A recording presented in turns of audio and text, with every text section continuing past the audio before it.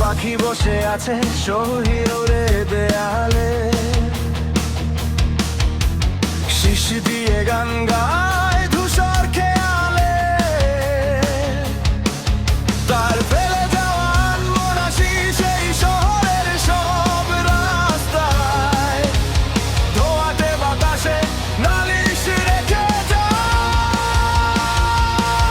আমি দেখিনি, আমি শুনিনি, আমি বলিনি অনেক কিছু, জানিনি, আমি বুঝিনি, তবু ছুটেছি তোমার পিছু।